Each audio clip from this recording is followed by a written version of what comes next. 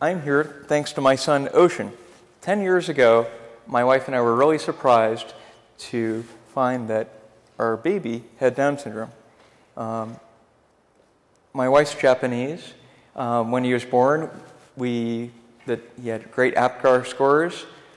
We took him home the next day, and everything was fine. And about a couple weeks later, he developed jaundice, like a lot of babies would. And we went to the hospital, and they cured him quickly with the special blanket. And that worked immediately. But we were wondering why we weren't sent home. So for the next few days, we were wondering why this big fat baby, I think his roommate was 1/10 his weight, wouldn't be sent home. But we soon learned that they thought that he had Down syndrome. And they were right. And this changed our lives forever, just like just many of you in this room. And this has totally enriched our life in very interesting ways. One way was 3 years ago, Jerry Horton and DSAC and the Rise School hosted this event at the UT Texas Texas Alumni Center. And I think many of you actually got to attend this. My wife and I, our family had just moved from San Francisco area down to Texas. I didn't know about DSEC yet, but I saw on their website that they're hosting this event, so I wandered into the event. I kind of introduced myself to Bill Mobley. He was the scientist. He's one of the world-renowned researchers in Down syndrome research, and said, "Hey, I might be interested in doing Down syndrome research." And he said, "Oh, where are you from?" And I said, "Well, I'm from UCSF." He said, "Okay." And he said, "Well, I have to go give us a talk now." So he gave a talk. And at the end of the talk, he said, "I'd like you guys all to, meet someone very important." I didn't know who he was talking about. And he said, "I want you to meet Jon Pierce-Shimomura, who's doing Down syndrome research right here in Austin." And I was very surprised because I was not doing any Down syndrome research whatsoever. So he dragged me to the front of the room and made me go up in front of you guys. And I didn't know what to say. I was very overwhelmed. I had just moved to Texas. I have an empty lab. I was hired to work on alcohol research, not Down syndrome. My boss specifically said I need to work on alcohol. I didn't know what I was getting, and then many of you came up and congratulated me, and it was a very awkward occasion for me. So I put on a good face, and said, but thanks to Jerry and Bill Mobley, I had to thank them very much for getting me started much earlier than I thought. Because many of my professional colleagues says, "Well, yeah, that'd be a good thing to work on after you get tenure, or maybe 5 years from now." But like many of you in this room, my son's growing. He's growing very quickly, so the clock's ticking. 5 years is a huge amount of time. So I'm sincerely thank Jerry and Judy Horton, Bill Mobley for really kickstarting this, and everyone should thank my wife for watching our 3 kids right now at home. She has I get the night off. So in talking with Jerry really got me thinking. I don't know if he realizes this. I thought a lot about the conversations I had with Jerry, and Jerry pointed out that there are these, I knew that there was this huge gap in the amount of research done on Down syndrome. When my son was born, as a scientist with expertise in genetics and neuroscience, I said, well, surely there's lots of people doing research on this. So I go online and I see who's doing it, and I was very disappointed to find out that I could count on my fingers the number of quality researchers in the United States that are doing research on Down syndrome. And that disappointed me terribly. So I knew that somehow in the future I'd get involved with this. But Jerry also pointed out that while DSAC has done a great job with programming for our kids, there's not as much, once our kids aren't cute anymore, when they're 18, and you want to get them out of the house, but they're still with you, there isn't as much programming for them. So I wanted to develop programs for education and hopefully employment for your children when they grow up and become adults. And this is, I think, hopefully this might be news to many of you in this room. So you guys are now familiar that your kids K through 12, thanks to the IDEA Act, are guaranteed inclusive education and individualized education plans. You have your ARD plan meetings with your teachers. One thing you might not realize is that once your kids are adults, that doesn't apply. American Disabilities Act applies, where they need to become their own advocates, and they're not guaranteed employment. They're not guaranteed anything. But something new happened. So when President Obama came in, he had the Department of Education change the rules. So now that your children with intellectual disabilities can apply for Pell Grants to pay for their post-secondary education, and just like any other child would, based on economic need. And this is a huge, huge change. In fact, they've changed the rules so that some states where they have, you need to pass a test to get a high school diploma, you don't even need to have passed that test. You just would fill out the form just like any other kid. And this is as long as the kids would go to a certified school. And in concert with this, the Department of Education got about $5 million and spread it out to 25 different colleges throughout the United States. One of them's in Houston. And they're trying to kickstart different post-secondary educational opportunities for our children on different models. Right now, no one knows which one will work. This is too new of an idea. But this is just a matter of time. And this is, our kids, it's now accepted that they can be included K through 12. And for some reason, the door is shut on college. This doesn't make any sense. They've succeeded very well throughout K through 12. There's no reason why the door should be shut. So this is something that you should see. And I'll do what Bill Mobley did. Liz Conway is going to spearhead this. You guys should all get to know her. She's going to try to start a fundraising effort for scholarships for children with intellectual disabilities, including Down syndrome, for their post-secondary education. At least for the time being, it's relatively, so let's congratulate Liz. But I can't wait. So without the people at UT knowing, I went ahead and set up my own class for adults with Down syndrome. This is the brainchild of Gerard and me kind of sitting down, and we started a class on science. This is the only thing I'm qualified to teach. I can't teach life skills. I can teach science. What we do is we meet for about 30 minutes at the Little Field Cafe, and they enjoy socializing with each other and UT students. We have between 10 and 12 students each semester. And then after that, we have an interactive discussion class for about 45 minutes to an hour where we talk about a topic. The first semester, we talked about different senses and how they work in the molecular basis for that. In the last summer, we talked about drugs and alcohol. This semester, we're talking about Parkinson's disease. So these are adults. I'm talking about adult topics that I would talk about with any other college student at this level. But we gear the classes so reading is not necessarily required. But the students get homework, and they love doing it, and they love sharing their ideas.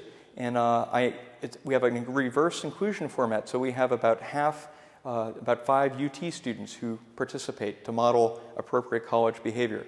And I'm thrilled to say that unlike my UT students, the students with Down syndrome oftentimes have no trouble volunteering their ideas. They're not hesitant about this, and then some of them blow the UT students away. So last week, 2 weeks ago, we were talking about treatments for Parkinson's disease, and John Bruce went ahead and said, well, what about transcranial magnetic stimulation? Has anyone used that? And the UT students are, what did he just say?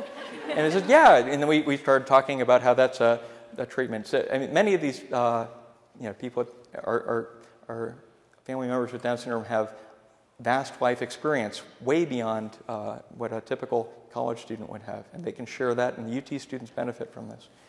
And the last part of the class, which I was most worried about but turned out to be the most successful, is we spend a little bit over an hour doing hands-on laboratory experiments, including original research. And we've actually found some, I let them do very simple experiments, and they have a great time. And they've even made a few important discoveries that we can go ahead and carry on with our own lab. So I'm continuing this class, teaching it twice a year, and I'm hoping that this will kickstart similar programs, and hopefully eventually with ACC and UT, more formal education programs once this becomes more widely accepted. And for the time being, I'm also soliciting funds through National Science Foundation or other foundations, or anyone in this room who would help get some money to pay for some of the top performers in this class, so I can pay them part-time to help us with our original research at my lab. because they can definitely do this. They don't need to be bagging groceries. They could be discovering cures for Parkinson's disease.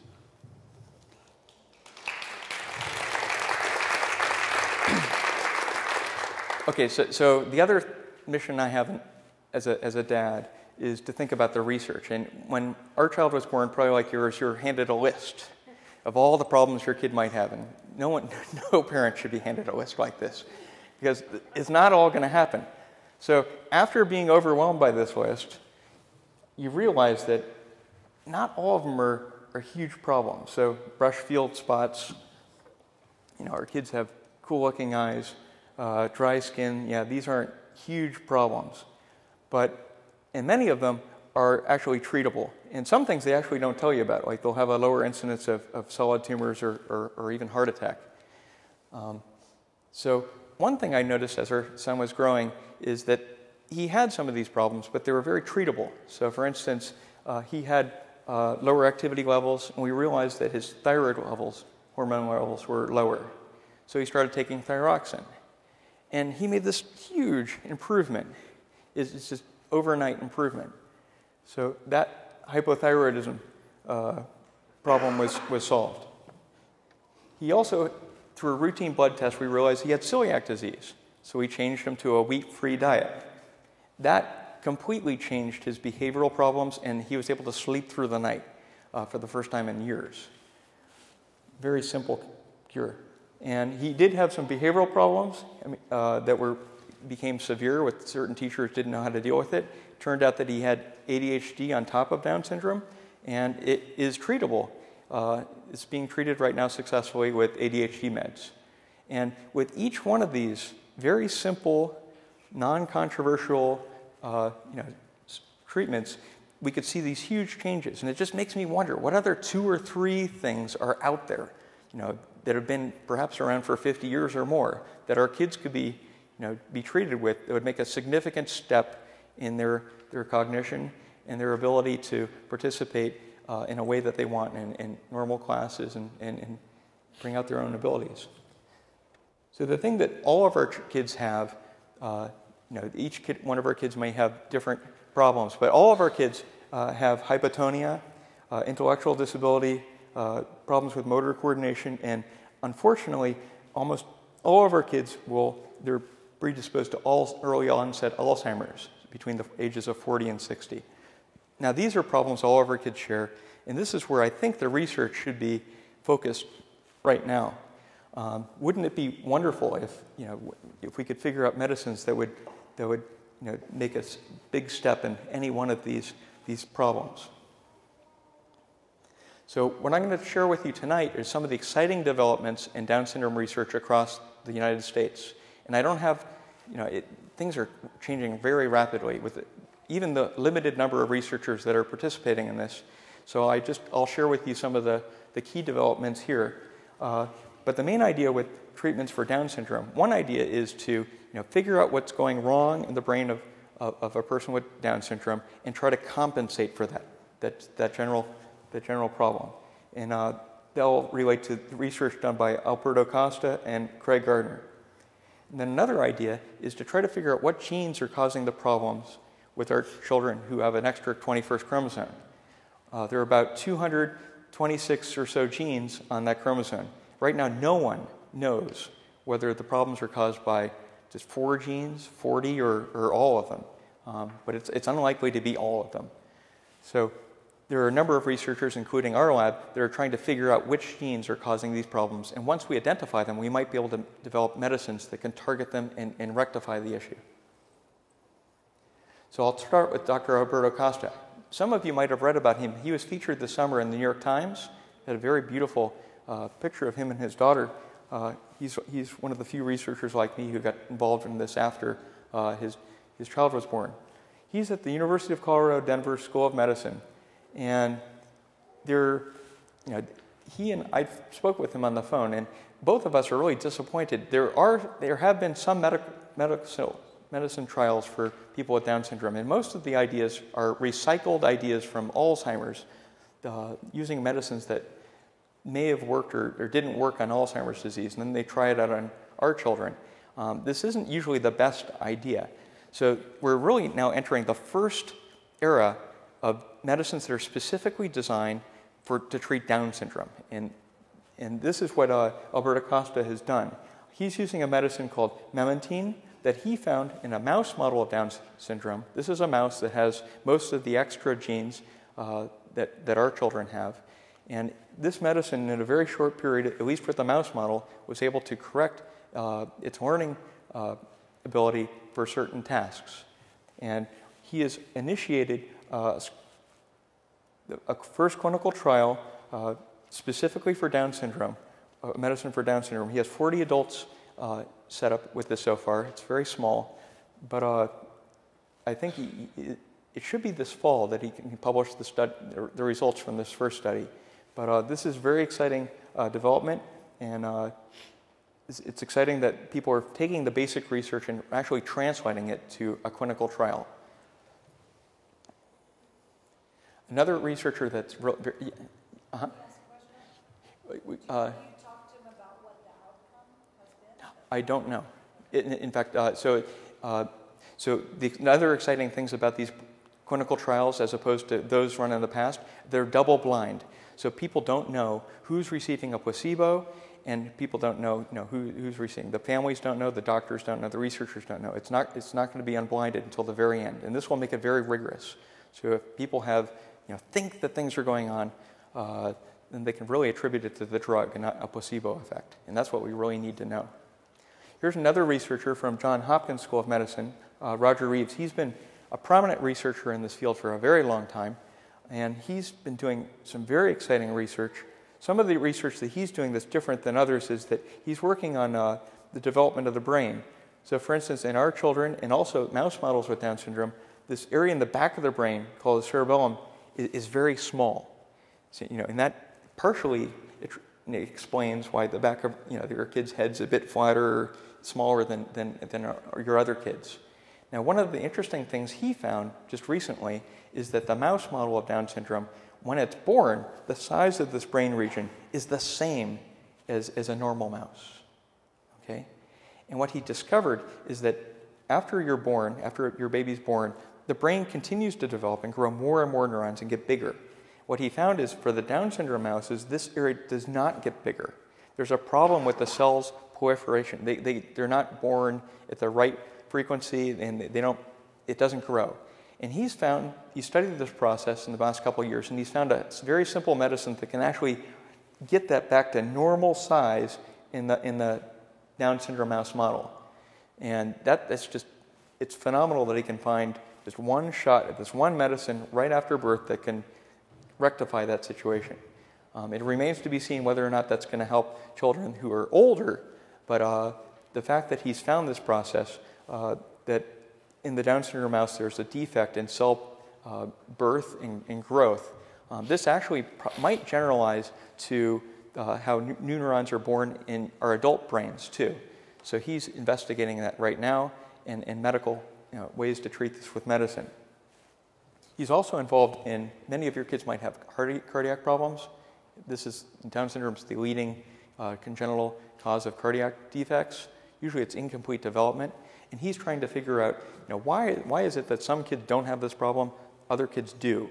And so he's enrolling as many people that he can find in a research program where they'll take their DNA and try to correlate the genes that your kids might have that had the problem with those that don't have the problem. And that way they can identify targets on the 21st chromosome that they can do something about for treating cardiac defects. This next researcher, Dr. Craig Gardner at Stanford University, has come up with some really exciting studies. What he's found, along with others in the past, it's now established that the neurons, these are cells in the brain that talk to each other to get the signals across to control your behavior and your cognition. And in our children, and also the mouse models of Down syndrome, there's too much inhibitory connections. And in generally speaking, when neurons talk to each other, they either turn another one on or off. In our kids, there's too much inhibitory input with a neurotransmitter called GABA. Now that this also makes sense with the 21st chromosome, because there's actually a GABA receptor on the 21st chromosome, so our kids have extra receptors for this. And also the downstream pathways for that is a bit extra. So what he's done is a very simple idea. He said, what happens if we give the mouse model this drug that can turn that receptor down? Not completely off, but turn it down. And what he's found is with the mouse model of Down syndrome, he can renormalize the learning ability of the mouse model. And now they're starting to use this medicine in adults with Down syndrome. And the extremely exciting news is that this idea has been picked up by the international, very large biotech company called Roche. Roche is also went ahead and they bought Genentech, which is one of the smartest biotech companies in the world, based in San Francisco. Now, in this day and age, especially with the economy the way it is, biotech firms are very adverse to risk. They would not go into this if they believe that it might not work. So they are very optimistic that this might work out. And they're currently conducting phase 1 clinical trials for safety. This is a very safe drug. It's been used since the 50s. They're actually using a kind of very low dose of this medicine, so they don't anticipate any problems. And what I'm most excited about is now that Roche, this major company, has taken the idea of let's go ahead and develop medicine for Down syndrome, other companies are going to want to follow suit. They're going to want to copy Roche. And this is what you want. You want companies fighting over our children. You want them to say, oh, and eventually, not all the medicines they come up with will work. But if you can get them to start fighting for our children as consumers of medicine, eventually some of these will work.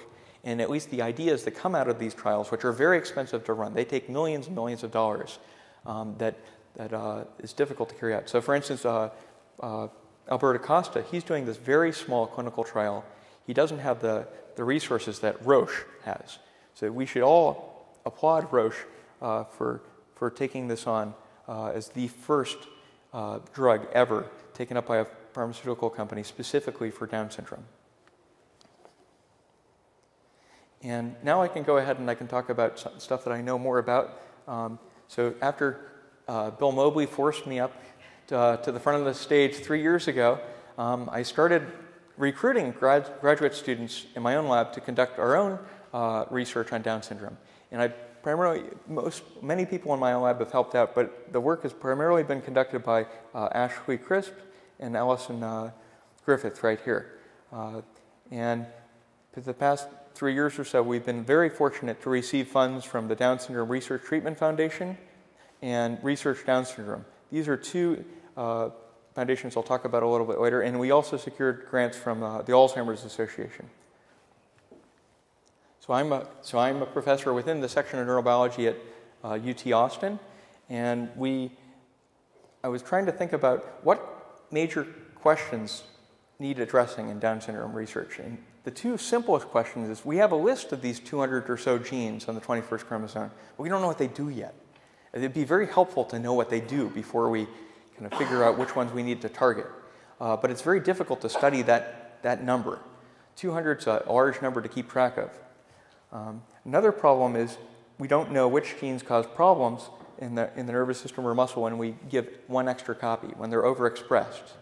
So these are the fundamental questions in Down syndrome basic research. So normally what happens is people work with several of the mouse models of Down syndrome. There are different models. The major models have 100 or more genes that extra copies, and then you could try to see how that mouse has problems in behavior. Another idea is to take single extra copies of those genes, give them to the mouse, and see if they cause a problem or not. That's been done for a number of genes, including these genes right here, synaptogenin, DYRK1A, APP, and a handful of other genes. But they have over 200 other genes to work on. This is going to take them a long time, because it takes a long time to build a mouse model, and scientists are less likely to get involved in this if they don't know if it's going to work. They're not, when they a priori, ahead of time, you can't guess if it's going to cause a problem or not. So you got to, if you're a scientist and you're thinking about if you're going to spend 2 years to make a mouse model and spend all that money and time, not many scientists want to get involved in this question. So the rate limiting step here is the amount of time and money it takes to make all these mouse models. So the good news is that I just so happen to work with a model that's different than the mouse, that's really easy to work with. And this might sound strange for many of you, but I work with a very tiny animal called a very tiny worm. And this is similar to the fruit fly. Fruit fly has been used for over 100 years as a genetic model system. They use that to discover chromosomes and other fundamental aspects of genetics. Starting in the 60s, researchers also started using another tiny animal called C. elegans. This is a nematode that lives out in the soil, lives everywhere. It's not parasitic, but it has actually some conveniences that are even better than the fruit fly. And scientists like to use it because all of the human genes are pretty much shared with this simple animal. Kind of like you can take the same Lego set and you could make a human with it, or you could make a worm-shaped object with it. That's one of the fundamental discoveries in molecular biology, is that all living organisms, especially animals, are pretty much built of the same molecules. So we have the same genes. And unlike the mouse or these other animals, it's really easy to delete genes in the worm. I'll show you an example of that. And another thing that's very easy is to give them extra copies. So it's extremely easy to do either of these things. Now, this tiny animal does not have cognition. Okay? I'm not claiming that it has fantastic learning, memory, and cognition. But it does have a very compact nervous system, and we can study whether or not extra genes contribute to defects in its nervous system. And thanks to evolution, usually the genes roles in the cells of this small creature have the same roles in us. And I'll show you kind of powerful examples of that. And so, for instance, although it might not show defects in cognition, it will show defects in motion, or the ability to do a couple other very simple, easy to characterize behaviors. Another idea is it doesn't have a human heart, but it does have this, in the front of the animal, this two-bulbed organ that it uses to pump food in. It eats bacteria its whole life. And believe it or not, the cascade of genes that are used to create that organ are the same genes that are used to make the human heart. And at the physiological level, if you were to zoom yourself down to microscopic and to go into this organ, you would think it's cardiac muscle tissue. It has the same physiological properties. It pumps, it's beating its whole life just like our human heart. So it's kind of put together slightly differently. But many of the genes that are used to make and for the function of the human heart are used for this simple organ. So I'll go ahead and try to point out other conveniences here. So the human brain is estimated to have about 100 billion cells or neurons. That's a really difficult number to work with. Now this animal, this tiny nematode, its whole body only has 959 cells, 302 of which are neurons. Each one is identified. We know which one is which. This makes it extremely easy to keep track of what's going on. Also, within our brain, these neurons are connected by about 10 trillion synapses. So these are as many synapses as there are stars in the Milky Way galaxy. This is a very difficult number to deal with. Now, this simple creature only has 8,000 synapses, and they're all defined. This is the only animal on Earth for which we have a wiring diagram of its nervous system. And that also makes it very easy to study. But despite the simplicity in the architecture of its nervous system, its genes, it has about 25,000 genes, just like humans do, and most of those genes are in the nervous system. So and they're used in the same way. In fact, many of the first neural genes were discovered in this critter and then found later on to apply to humans. To kind of show you graphically, here's an example of the wiring diagram of this animal, where each number here represents a different neuron on the bottom and this axis here. And if there's a dot there, that means there's a connection. And here's a picture of this animal. And another convenient thing is the animal's transparent. It's only about 1 millimeter long. It's transparent, kind of like glass, and you can see through it. And if we can color code its nervous system. So here's an example of a living animal where we color-coded some of the excitatory neurons green and the inhibitory neurons red.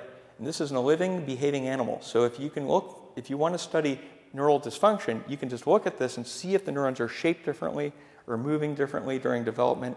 It's extremely easy to keep track of. And we can work with thousands at a time because they're so small, and they're robust we can freeze them and take our time to work with them. and they're even robust to explosion. Some of them survived the Space Shuttle Challenger disaster. Now, C. elegans, just to try to prove to you, since you probably haven't heard about this before, that C. elegans is really a valid system in medical research. 3 Nobel Prizes have been awarded to C. elegans researchers in recent years. In 2002, these researchers here won the Nobel Prize for working with C. elegans system to discover the key genes involved in cell death. This is a natural process that happens in us. For instance, if you have defects in this, sometimes people will have webbed fingers because the cells that during embryonic development don't die between their fingers. But more importantly, in the nervous system, babies are born with more neurons than they'll need. There's actually this pruning process in certain parts of the area of the brain, and some of the genes that are involved in this process were discovered first in the simple animal. And later on, I'll show how we found a discovery related to this that's related to Down syndrome. Another group of researchers discovered an amazing new process to knock out certain genes. It's called RNA interference. The name's not important, but the phenomena is, because this is heralding a new class of medicine that's different than the traditional medicines where you need to hit a target like lock and key. This new idea is where you target certain genes based on their sequence. And another Nobel Prize in 2008 was awarded to Marty Chalfie. He discovered a way to color code individual cells or proteins in living animals without hurting them. And they first started this out with C. elegans. So our lab's going ahead and we use these techniques and others to study Down syndrome. So before we got started on our Down syndrome project, Allison, my grad student, sat down with me and we said, well, this isn't going to make sense to try if the worm doesn't have the 21st chromosome gene equivalents. So we sat down and we took all 226 genes and we said, we used a computer program to see which ones it would have. And we found out that it had at least 2/3 of them. So in blue here or green, these are the ones that they have almost 1-to-1 correspondent equivalent genes. If you were to line up the spelling of these genes with the human versus the worm, they line up almost identically. Now, there are some genes that the worm does not have. So for instance, on the 21st chromosome, there are 46 genes involved in keratin. Now, that might make sense. I don't know if you guys have, my son with Down syndrome, he has slightly thicker hair, and his skin's a bit different than my other kids, but this is clearly not his biggest concern. There are other genes on the 21st chromosome that are not accounted for in the simple animal. Some of them are in vertebrate-specific immune function, like that these guys do not have, so we will not be able to study that. But importantly, for the nervous system, it has most of these genes, and we can study them in the simple animal. So the first thing Ellison did is he said, wouldn't it be neat to know? One way to learn about a gene is to knock it out and see what happens. It's kind of like building a house. If you want to know if you said to some builders, you found some curious piece of hardware, you said, okay, build the next house without this piece of hardware, and let's see what happens. And then you realize that the windows fall off. And you're like, oh, okay, that's important for holding windows on. So that it's kind of a cumbersome way through engineering to figure out what something does. But with the animal, we can do this very quickly. So what we do is we use this process called RNA interference that was awarded a Nobel Prize just a couple of years ago. We take these agar jello plates, we put some bacteria on it, we put some worms on the plate, the worms eat the bacteria, but give them a special kind of bacteria that has a molecule in it that will knock down a specific gene. So every animal that eats that gene will have that gene missing. And then we see what the consequence is. Sometimes the consequence is dire. They end up dying right away. They cannot develop. Other times it's more subtle, like their muscle tone will go down. So you know that's involved in the muscle. Other times they'll show new behaviors, so behavioral dysfunction. So that raises the likelihood that that gene is involved in nervous system function. But I hope you can see the drift here that we can empirically test all 200 genes in this worm in just 4 months. In fact, we finished this. This is the first time in any animal anyone has ever systematically knocked out every one of these genes to see what they do. And now that we can start organizing them to lists. In fact, I told you before that in Down syndrome, there's too much inhibitory input and connections in the brain. We've narrowed down 8 of these genes that look like they're involved in inhibitory transmission. And it's used in this animal differently than us, but it fundamentally, at the evolutionary level, it's conserved. So now we're learning more about these genes. So from this study, I don't have time to go into any of the details, but the main idea is that the majority of 21st chromosome genes are in this simple critter. We're the first people ever to knock out all of these genes in any animal, and we're linking the problems that we saw with these animals to the fundamental function of the genes in the nervous system or a muscle. And we're collaborating actively with other Down syndrome research labs to fast-track their favorite genes to study them in a lot of detail. So the second question in Down syndrome is, which genes can you have extra of that will create a problem? So for instance, if you make a pretty complicated recipe, there's some ingredients that you can add a bit extra and it won't kill the taste. But there are others that are surprisingly problematic, right?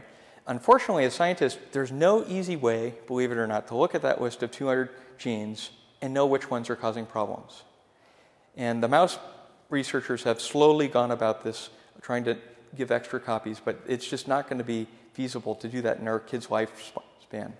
So what our lab is doing is it turns out to be extremely easy to do this with C. elegans. And what we can do is you can take a needle and you can fill it with DNA, you can poke it into the side of the animal, into its gonad, and then just a few days later, it'll have babies that have extra copies of that gene. I'm talking days. And we can do this multiple times a day. And by the end of the week, you'll have hundreds of these guys. And you can freeze them and work with them at your leisure. And right now, we're actively trying to express, I want to make 200 models. And we're also going to make other models that have combinations of those genes. Because some of these genes will end up being problems when they're in certain combinations. Now, the mouse field's not going to be able to catch up with this. But my idea is to use this to try to figure out empirically which subset cause problems, and then talk to Bill Mobley and Alberto Costas and Roger Reeves and say, hey, have you guys looked at these genes yet in the mouse? We'll pass the baton to them and then focus their attention, saving them time and money so they can make significant advances with their mouse models of Down syndrome. So my students done this for a couple genes so far. You have some negative results here. There's some genes, synaptogenin, they become lethargic. The slow feeding. This is actually, there's a mouse model where they have an extra copy of this, and they also have problems in learning. There's this potassium channel. They have this strange behavioral phenotype where they start lifting their head and waving at us. That's definitely a defect in the nervous system. That's not a boring defect. That means there's a problem in the nervous system. I don't have time to go into a lot of these other genes, but for tonight I just thought I'd highlight one gene that is important in all of our kids. Is called APP. This is what I'll spend the rest of the talk on. Now, APP is a gene that's very important in Alzheimer's disease. It's because of this gene that our children are predisposed to Alzheimer's disease. In fact, there's a couple of individuals with Down syndrome that have reached advanced age, including 80. I think there's one individual that was 85 years old with no signs of dementia. And they went ahead and they sequenced their genes, and they found that they were missing this gene. Okay, they had everything else, but they were missing this gene. We can all live without this gene, but if you have one extra copy of this gene, you're predisposed to Alzheimer's. And the link is even more solid than that, because there's other people out there that unfortunately have family early onset Alzheimer's inheritance patterns, and they have mutations in this gene, despite they don't have Down syndrome, but they have problems with this gene. So this gene is also linked because it encodes a protein that a part of which contributes to the plaques in the brains of people with Alzheimer's disease. So there's this very clear link with APP and Alzheimer's disease. So what my students and I decided to do is, what happens if we give our worms one extra copy of APP, just like our children? And we did this with two versions. We did this with either giving an extra copy of the worm version or the human version. And in both cases, we saw the same result. My student was disappointed at first. He said, John, I didn't see anything wrong. They look perfectly normal. I said, well, that's good, but my kid looks pretty normal too. But the interesting thing was, when they reached middle age, they started showing problems in their behavior. And the first behavioral defect we saw was they started to accumulate eggs. So here's a photo of the animal's mid-body. When they're young adults, that means 3 days old, they have like peas in the pod, some eggs. And the Alzheimer's model, the APP model, looked pretty normal. But when they're 5 days old, they started accumulating extra eggs. And coincident with this, I don't know if you guys could see it, but if you look closely, there's this bubble here. And that is a neuron that's dying. That's a specific cholinergic neuron that's dying. And you can see it through the animal's transparent body. And it was fine before. But, and we know what the name of that neuron is. It's called VC5. And I can say this because this is the only animal for which we know all the neurons in the whole animal. And we can track this very easily. Here's another example of a behavior that I had problems with. And you don't need to be an expert in worms to see that there's a problem with their behavior. I'll show this video.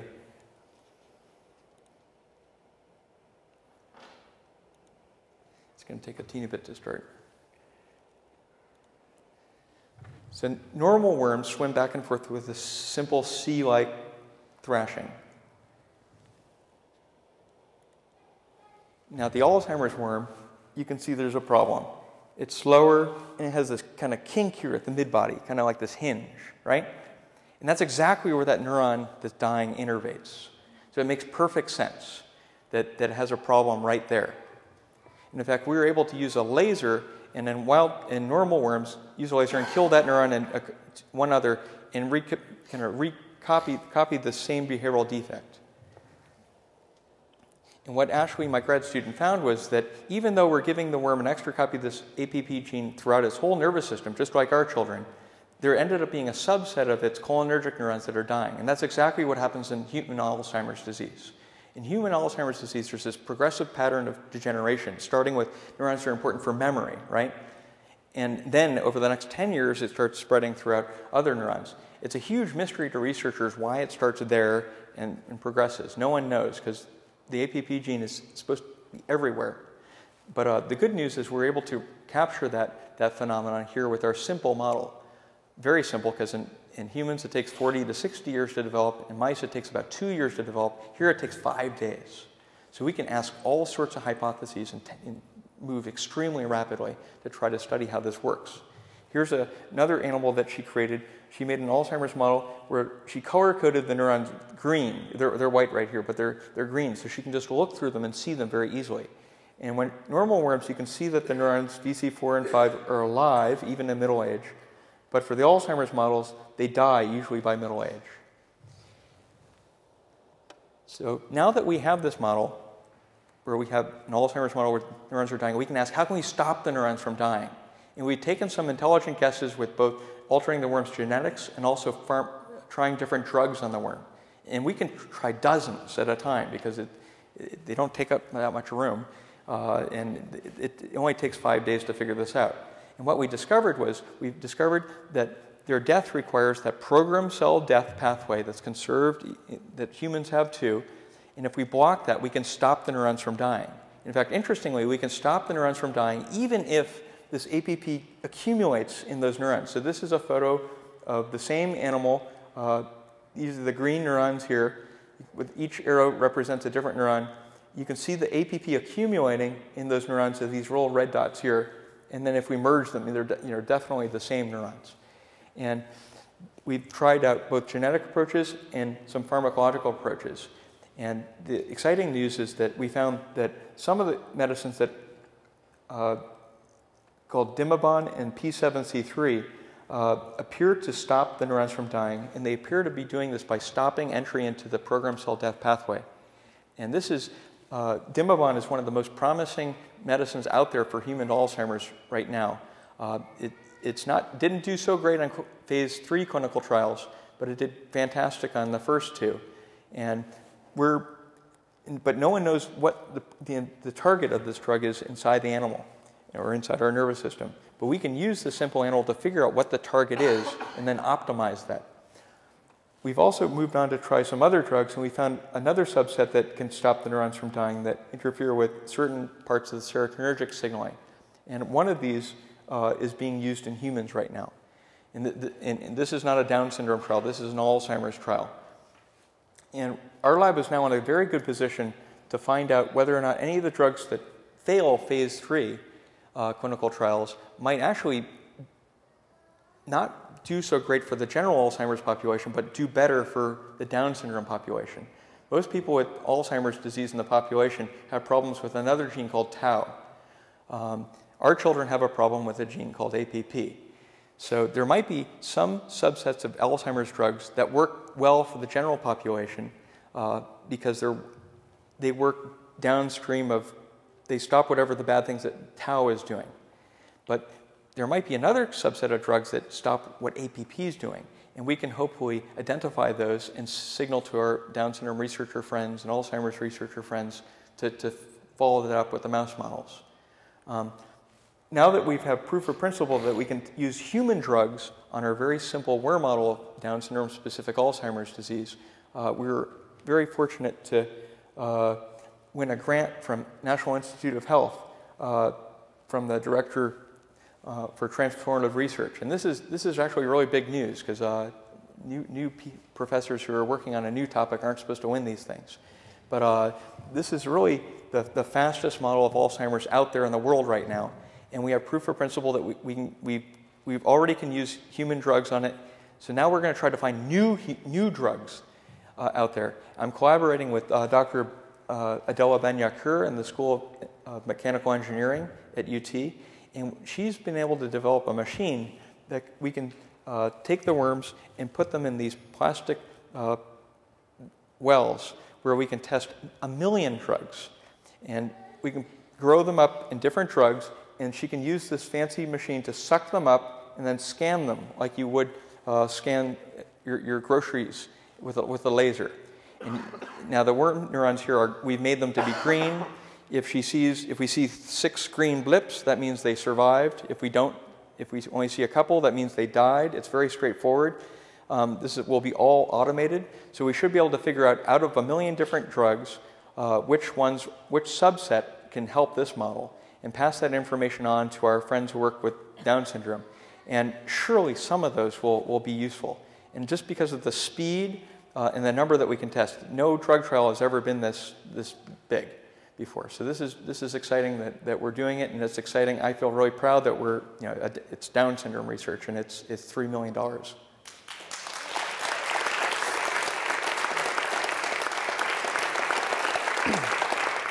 Thank you. And then not only can we do the screen, but once we do find a drug that works, usually the pharmaceutical industry would say, okay, it works, let's run with it, and then that's it. But here we can actually continue very rapidly to try to figure out what the real target in the nervous system is, and then optimize its function, and also try to predict any side effects that might happen, because we really can scan the entire nervous system of this animal. Maybe there'll be a subset that work great, but then have bad consequences for other neurons. So we'll be able to check that just very thoroughly. So I want to switch over to talk about funding. So Down syndrome research, as you guys may have heard, there's not that much funding being given to Down syndrome research right now. When my son was born, I looked online to see the publications. Here's a graph of the number of publications on PubMed. This is a database as a function of time. And you can see that Down syndrome, it's really flatlined here. There's not a growth in Down syndrome research. Whereas with autism, here in the blue line, it's growing exponentially. It's just phenomenal what the autism community has done to energize the research community, to get researchers to pay attention to their topic. And I think it's mainly motivated by they don't know what genes and genetic problems are causing autism. They're beginning to get some leads. But I'd like to remind you guys that Down syndrome, yes, it is caused by an extra 21st chromosome, but we don't know what genes on the 21st chromosome are causing Down syndrome either. So we're in the same boat as the autism researchers. We need to figure out which subset are causing these problems and how to fix this. Here's a list on the side of the number of grants that are awarded to autism versus Down syndrome. When I searched in February 2011, there's only 13 grants, 5-year grants nationwide for Down syndrome. 13, that's it. Whereas for autism, there were 90 grants and a lot more money. So this got me really upset and wanted me to start my own lab with Down syndrome research. And the great news is we were able to get some money from NIH ourselves. But before we could get money from NIH, the leaders in the field, Bill Mobley, he actually recommended that I don't study Down syndrome apply for grants to NIH from Down syndrome right away. He said, they don't fund that well. In fact, I talked to some the people there, and they said, well, why don't you submit a 2-year grant, which is defeating the whole purpose, because usually they're supposed to be 5-year grants, and it's a waste of time to rewrite these every 2 years. So instead, I did submit a grant and was successfully funded for a grant related to Parkinson's disease. That's what the adults with Down syndrome are actually helping us out with. But critical in this was we obtained kind of pilot funding from the Down Syndrome Research and Treatment Foundation and Research Down Syndrome. These are private foundations that have very modest funds, about $1 million or so, and they receive donations from people like you, and they have a very rigorous scientific advisory committee that takes all the grants that are submitted and works together in a group to figure out which ones are the most rigorous and are going to advance their causes. They have a very rigorous idea of what they want. They want to fund both basic research, clinical research, preclinical research, and clinical research. They're funding all across the board. And I have to say that, thanks to they gave us $75,000, which was enough to fund 2 students for 1 year. I had to pay for their tuition and their benefits too. And thankfully, I took that $75,000 and turned that into $3 million over 5 years. So if you guys are thinking to donate to an organization, this is what they did for me. They leveraged, the money was leveraged 40 times, and the time-wise, this is huge for me. Turning a 1-year grant into 5 years. So if you're considering organizations, they were very useful for us.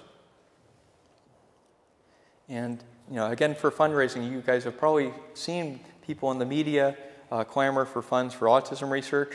Just locally, the Sprouts grocery store, here's an example. The founder of this grocery store has a child with autism, and started Sprouts in part to try to get better gluten-free food and other foods to control diet. I walked into their grocery store once and noticed that there is, would you like to donate $3 for autism research?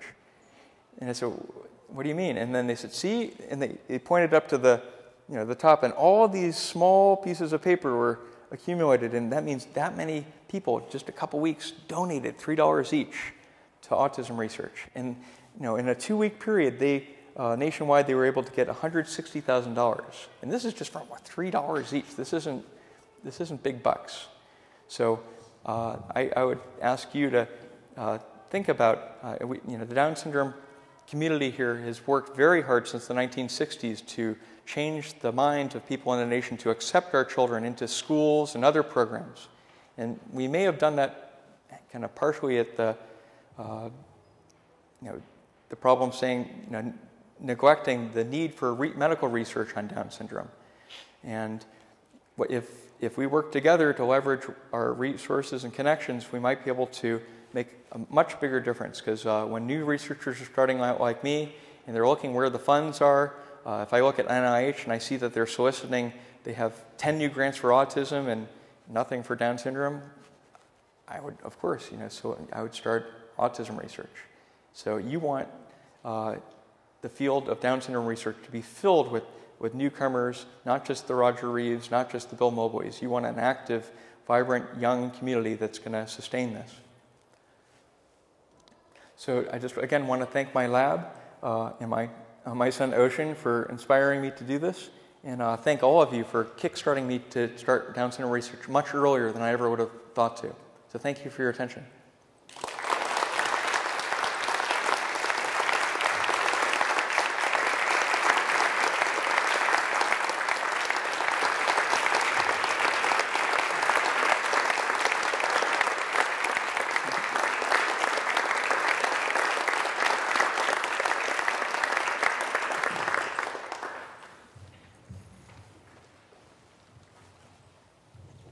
Thank you very much, John. If that doesn't inspire you guys, I don't know what to say, because when I went and visited his lab down at UT, I literally could not go to sleep that night. Just seeing the work, the passion, seeing all the people in and out of his lab, seeing worms the glow-in-the-dark, some red, some green. It really was quite a moment for me. And, you know, we have these handouts. Down at the top it says Down Syndrome Cognition Research. If you look at the last page, it'll show you a little bit about what you were saying on discrepancy funding. You'll see that table with Down syndrome, the estimated population in the U.S. affected by Down syndrome, and the number of millions of dollars funded through the National Institutes of Health. Then immediately to the right, the next column, you see 45. That's the amount of dollars per capita. And then there's a relative funding column at the far end. And that relative funding tells you how much more, how many more dollars each other community, each other group, special interest group with other diseases, how much they get. So if you look down at cystic fibrosis, 30,000 people in the U.S. That's, you know, a relatively small amount, less than 10% of people with Down syndrome. But yet, you look over at how much they've gotten in funding from NIH, and it's 63.7 times more. I think there's something wrong with our community if you're not banging on people's doors to tell them what we're doing, what Jon is doing, how we can make such difference. If we were just to get equal what the other gives per capita, just imagine how many millions of dollars, imagine how many scientists, imagine how many other universities we can have. So our new committee with the Down Syndrome Association of Central Texas, our research committee, our immediate goal was to form the committee and to disperse this information to the membership. Secondly, we want to create excitement about what Jon is doing so that we can get some fresh people in it, not just at the academic level, not just at universities, but I want people emailing me, telling me, you know, we're planning on doing a fundraising concert next year. I want people emailing me saying, you know what, I know somebody that works with Willie Nelson. Why don't we talk to him? I want people emailing me saying, you know, I know George, you know, the driver for George Strait. I know, you know, whatever we can do. I think it's key that we focus on music because Austin is such a music town. I thought that's just a logical step for a fundraiser to do a big fundraising concert. There are a lot of other people out there doing it. I think we can do one, but we can't do it all alone. The discrepancies in funding is just too much, and I would, for one, like to do something about it to change that. And we would certainly appreciate all of y'all's help. You know, we don't just want people opening their wallet and donating $20 to the cause. We want really to get all of your circle of friends, all of your co-workers, all of your neighbors to get involved and come help us raise some funds for Research Down Syndrome, for the Down Syndrome Research and Treatment Foundation at the national level, because they're really good at knowing who to give the money to. That's what they're good at. So we don't necessarily want to be doing the funding ourselves because we're just too small, but we certainly want to rely on the people that have the know-how to get it to the right people, to get it to people like Jon. So please write your name, your email address, if you would like to be involved with us, with our committee, and help us in any way you can. Some people can donate money, some people want to donate time, some people want to just put us in touch with others. We'll be willing to do all the work. Just tell us how you can help us. And that's all that we ask of you tonight, so that we can continue to be successful in finding treatments, hopefully in our kids' lifetimes, so that they'll be much better prepared to lead useful and successful lives. And once again, thank you all for your time. We appreciate it. If there are any questions, we now open up the floor for some questions. And Before we start with the questions, I will remind you to please hand over your survey.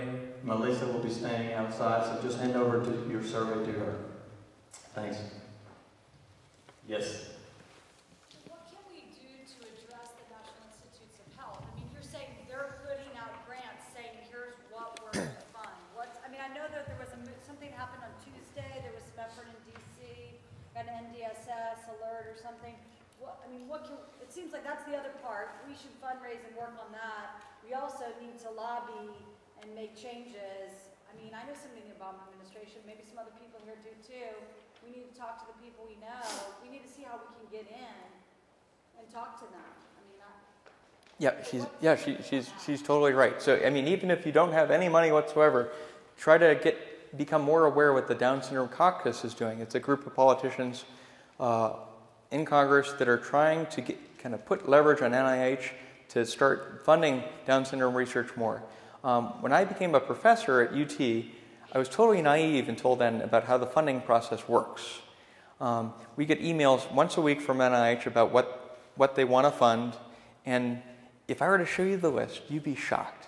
It seems totally random, and it almost seems like they'll have, how to cure tooth decay in the subpopulation, and I don't know, whatever. They're very specific oftentimes, and someone lobbied for that one particular obscure topic, and autism is on the list every week because the parents have made it known that they want people working on this. So they've done a great job, and NIH has listened. So if you guys can, contact your Congress people. Get involved in the Down Syndrome Caucus, say, hey, not enough, I don't hear in the news the Down syndrome research, so we need to hear that it's being funded. Let's get the funding levels up. They'll make a huge difference.